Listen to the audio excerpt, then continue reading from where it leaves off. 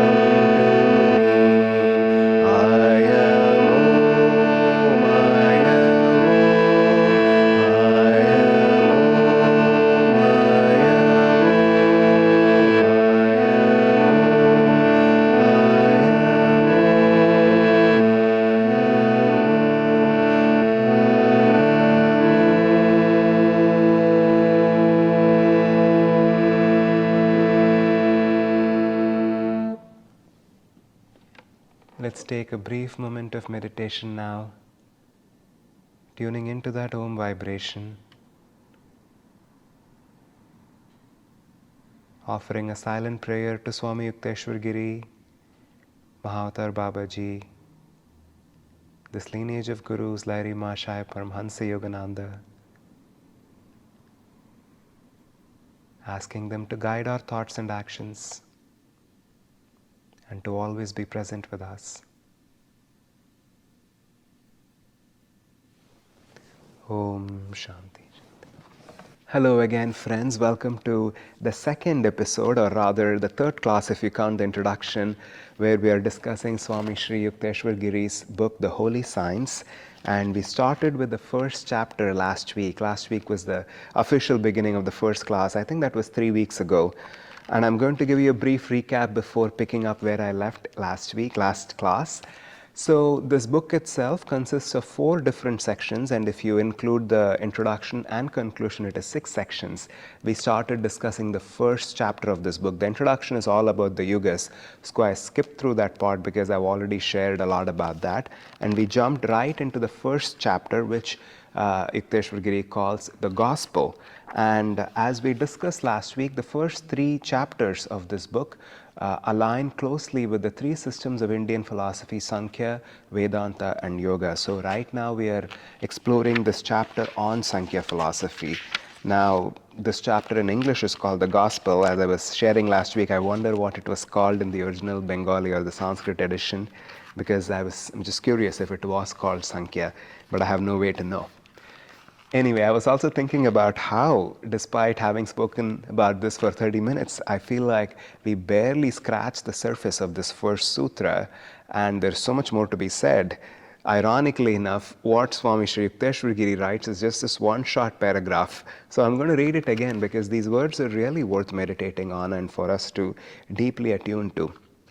Why God is not comprehensible.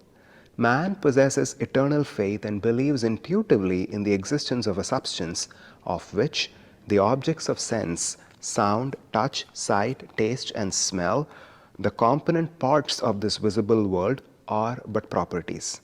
As man identifies himself with his material body composed of the aforesaid properties, he is able to comprehend by these imperfect organs these properties only, and not the substance to which these properties belong. The eternal Father God, the only substance in this universe, is therefore not comprehensible by man of this material world, unless he becomes divine by lifting himself above this creation of darkness or Maya.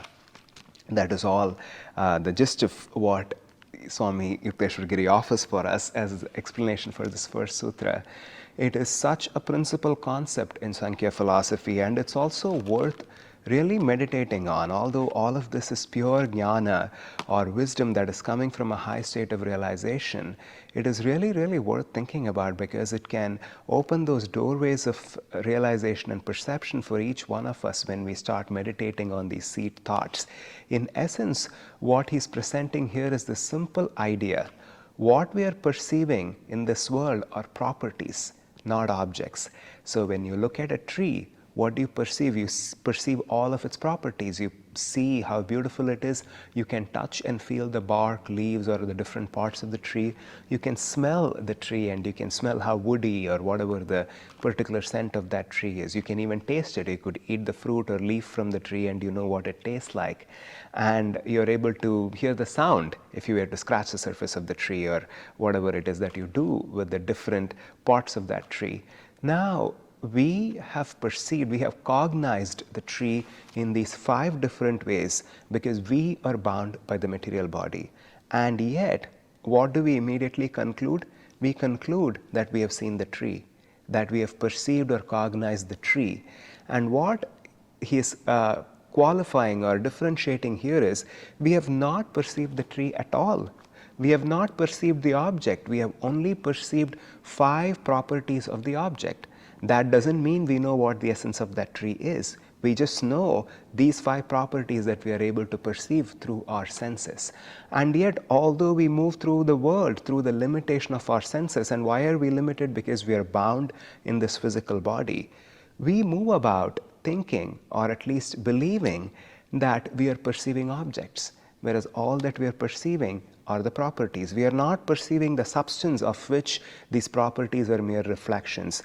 We are only perceiving the properties. And then he goes on to simply conclude that God is the only substance in this universe, and he cannot be comprehended because we have no ability to comprehend the substance. We are only looking at properties. Just because there are only 5 ways in which I can experience this particular tree, does that mean the tree itself can be reduced to 5 mere abstractions of its existence? That's the question that is being asked here, and he's answering that question. Of course not. It's a rhetorical question. Just because I can only perceive this tree in 5 ways, does that mean that is the entire definition of this tree's existence? That sounds inherently foolish or naive to think that way. The tree has its essence, and I'm not talking about a tree or one particular object. I'm just talking about the world in general. The world is made up of its own essence. There is a particular underlying reality to all that there is. We are perceiving that reality only through 5 external properties, and yet we think we understand all those realities. And here, in the very beginning of the book, Yukteswar breaks through that fallacy. We are not. We are not because we are not even capable of perceiving it, because we don't have ability to do that while we are bound by this material body. Now he goes on to give a couple of Bible verses here. I'm going to read them. There are so many verses from the Bible that are echoing the same idea. I have a few more, and I'll read those as well. I'll first read what Swami Sri Yukteswar Giri gives here. Now faith, this is Hebrews 11:1. Now faith is the substance of things hoped for, the evidence of things not seen. And then John 8:28, this is from the New Testament. Then said Jesus unto them, when ye have lifted up the Son of Man, then shall ye know that I am he. So let's just look at these 2 verses from the Bible, and then I'll share 2 more verses that I really wanted to present in this context. Faith is the substance of things hoped for, the evidence of things not seen. Inherently, the scripture, the Bible itself is telling us faith, our own experience of reality and our intuitive feeling and knowing of it is the evidence of what truly is, and it cannot be seen. It is saying seen, but it's not just talking about visual sight, it is talking about sensory perception. And then we have this verse from the New Testament, which Jesus is directly saying, these are his teachings. Jesus said unto them, when ye have lifted up the Son of Man, then you shall know that I am he. Only when you have transcended this plane of Maya, you will truly know who I am. I keep calling myself the Son of God. I keep calling myself this descent that has come from heavens, from God to guide you. But you really have no way to know who I am. You cannot truly cognize what I am or what my reality is unless you yourself are able to lift out of this darkness or of this Maya. I mean, there is a very similar verse in the Bhagavad Gita as well, where Krishna and Arjuna, of course, I'm assuming all of you have context for what the Bhagavad Gita is. Now, in the 10th and 11th chapter, leading up to Krishna's Vishwarupa, that's how it's called in Sanskrit, where he reveals his cosmic form and he gives Arjuna a taste of this high spiritual experience where he's able to perceive Krishna. And he's able to truly see who Krishna is in all of his glory with 1,000 heads and thousands of hands and legs. And it's a high state of samadhi where he's able to perceive the true essence of who God is. It's exactly what Jesus is telling his disciples here. When he have lifted up the Son of Man, then you shall know that I am he. So Arjuna knew that Krishna was he. Krishna was God himself. He was an avatar that had descended from divinity, and he has this cosmic experience. And in this experience, interestingly, if you were to read the verses of the Gita right before Krishna reveals this cosmic form, oftentimes when the scene is depicted in movies or in TV shows, Krishna is just standing in the chariot, chatting with Arjuna and sharing the Bhagavad Gita. And suddenly Krishna tells Arjuna, you know what, I'm going to reveal my cosmic form to you. And then the small man Krishna just starts to grow bigger and bigger and bigger. And then he's now occupying all the space and he becomes this huge, huge entity that's encompassing all of space. And Arjuna becomes like this tiny ant bowing at his feet. Now, of course, it is such a touching and dramatic image that in itself is so powerful. But where the image is actually missing the point is that Krishna is not becoming anything. Arjuna is becoming something. Because what Krishna says, what the Gita says right before this incident is that Krishna tells Arjuna, now I'm going to give you sight divine so you can perceive who I am. What he's saying in essence is Krishna is not becoming anything that he was not. He is not expanding in size. He is not taking over anything. He is not actually taking off his mask and showing who he is. It's Arjuna whose eyesight becomes clear. And it's Arjuna who's now able to see who Krishna always was. Now, this is an important distinction because that's exactly what Yukteswar Giri is pointing out to here also, which is that we transcend that plane of Maya and then we gain true perception. Now, I want to read another verse from the Bible because I thought this is also very relevant and an important verse. No man hath seen God at any time. The only begotten Son, which is in the bosom of the Father, he hath declared him. Now, this is from also the 18th chapter of, this is from John. Now, the Son of Man hath declared him. We cannot see him. What does that mean? God is revealed to us as a vibration by the Son of Man, by a realized soul, by the Son of, here it's talking about Jesus. But the Guru consciousness that has come to us is the only route, it's the only doorway through which one can have this perception or experience of divinity. That's what John is alluding to there. And again, that's really what Yukteswar is saying. And the counterparts, Jesus and Krishna, both in the Bible and the Gita, they are revealing the same truth to us. That in essence is the purpose of this whole book. I hope I'm not going too fast. I do want to go through sutra after sutra because we can dwell a lot on each sutra and there's a lot to gain from it, but I think there's a lot to gain also by reading the different sutras and moving through these chapters so we can cover as much as we are able to in the short span of time that we have. I'm going to move on to the second sutra of this chapter. In it, Parabrahma is the origin of all knowledge and love, the root of all power and joy. Now, he is now describing the nature of God itself, the ultimate substance, which is where the first sutra started. Again, as to remind all of us, we are discussing the Sankhya philosophy, which is one of the systems of Indian philosophy. And here he says, the origin of all knowledge and love, the root of all power and joy, all of that exists in that seed substance, in the substance that's pervading all of creation. Now, in the explanation of this particular sutra in the book, there is this particular section, how God is comprehended. Now, if you were to read the Sanskrit verses, I don't know when this particular ordering and this kind of arrangement crept in, I feel like this book was edited later on, and the 1895 edition might have looked different, because the explanation, most of the explanation given for Sutra 2 actually belongs to Sutra 3. And Sutra 3 has 2 verses, and a major chunk of what is given as explanation for Sutra 2 is explanation for the first verse of Sutra 3, and then the second verse of Sutra 3 is also explained. I know it's confusing, it may not matter, but I just wanted to point that out as I was reading it. It was very obvious to me that the English translations are slightly misplaced, but not by all that much. I'll read the Sanskrit verses so it is clear. This is Sutra 2. Tatra sarvajna Prema Bijanchita Sarva Shakti Bija Manandascha. So this is Sutra 2, which says God is the origin of all knowledge and love and the root of all power and joy. And then I'm going to read the very first part of Sutra 3, which is Tat Sarva Shakti Bija Jada Prakriti Vasanaya Vyakta Bhavaha. So this is now the first part of Sutra 3.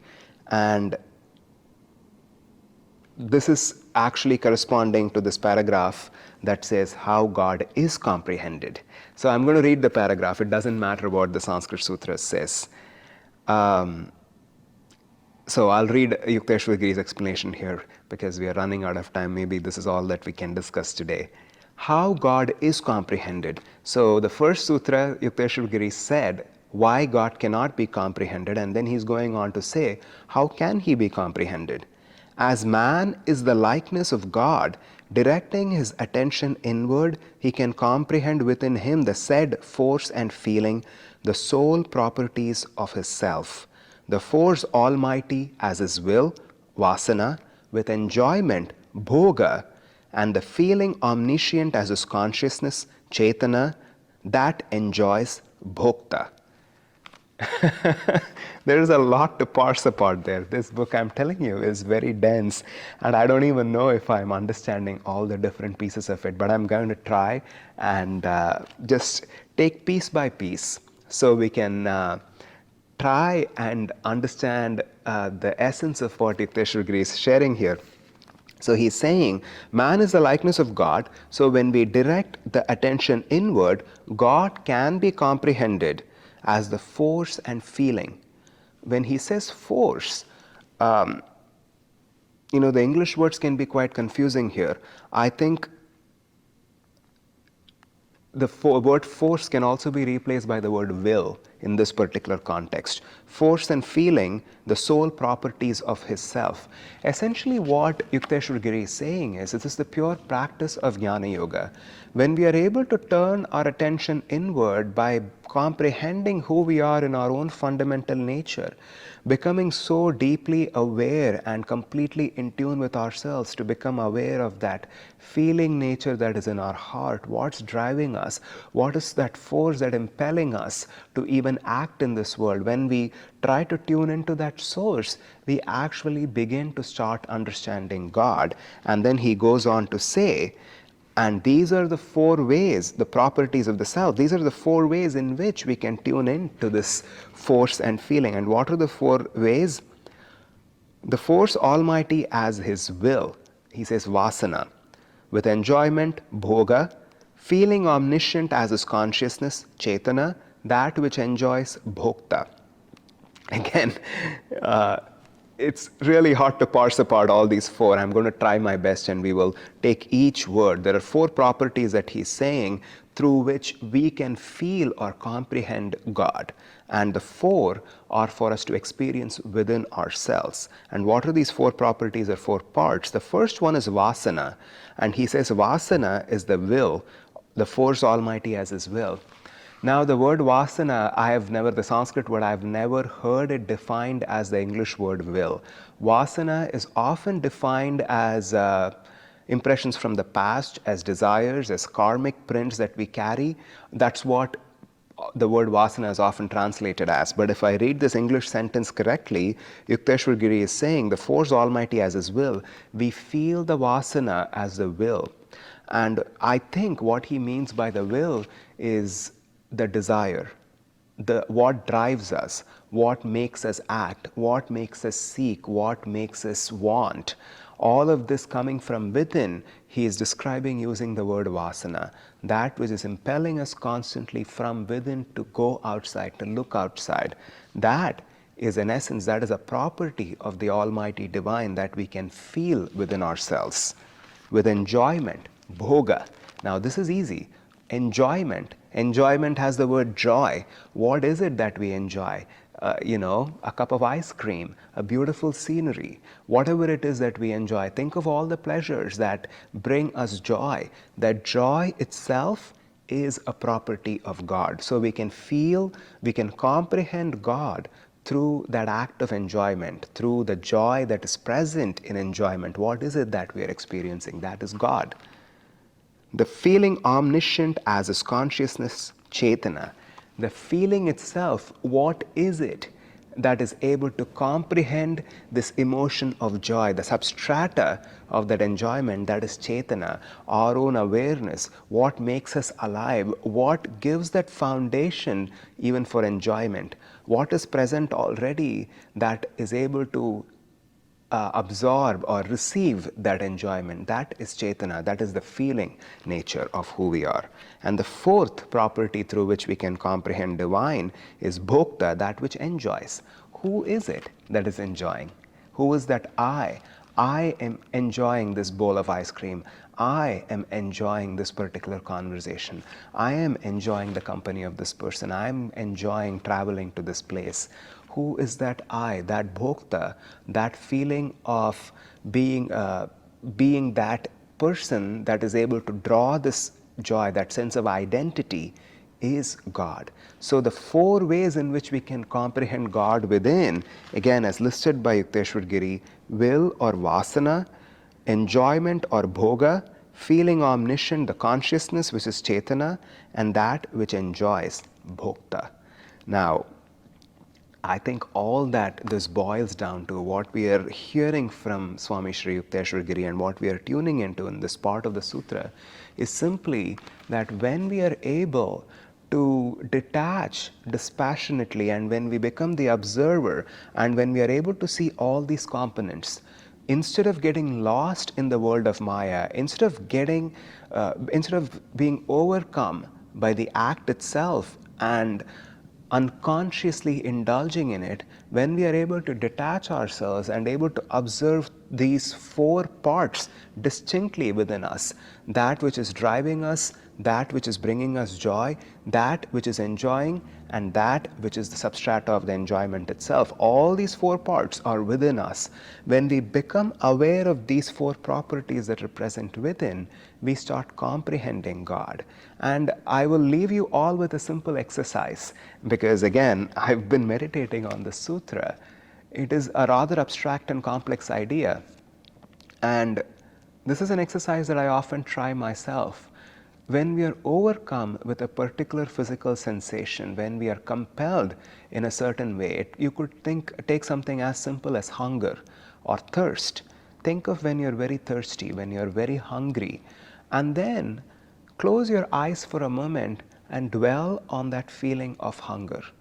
How that is impelling you from inside, how it wants you to act a certain way. It wants you to open that refrigerator. It wants you to, pick up that phone and order food, or it wants you to look at whatever is there at home for you to eat now. Before you act on it, become introspective and pay attention to those properties. What is it that is driving me? What is this vasana, that will that is driving me to seek food? What is that enjoyment when you ultimately, take a piece of apple and bite into it? What is it that's giving me joy? Why? How am I able to enjoy this? What is present that this feeling of joy is experienced by me? And who is it that enjoying this?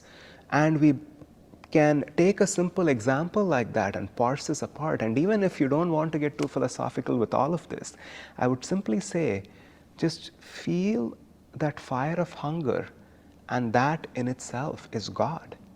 Feel when I'm incredibly sleepy sometimes, I have this habit of taking naps during the day if I've not had a long night's sleep or if I've not had enough sleep the previous night. And I would feel myself at 2 or 2:30 p.m. or 3 p.m., just being overcome, where your eyelids are like, dropping like this, even without your conscious awareness or even without you trying to control it in any way. And then just pause for a second and then think for yourself, what is driving me? What is causing me to act a certain way? What is this force of nature that I'm overcome by? Because we all move through this world thinking that we have free will, that we can act any which way we want. But then when you're compelled by that need for sleep, when you're compelled by that hunger, when you're compelled by thirst, then you can pause and feel that cosmic force within you driving you a certain way. And then that property is divine.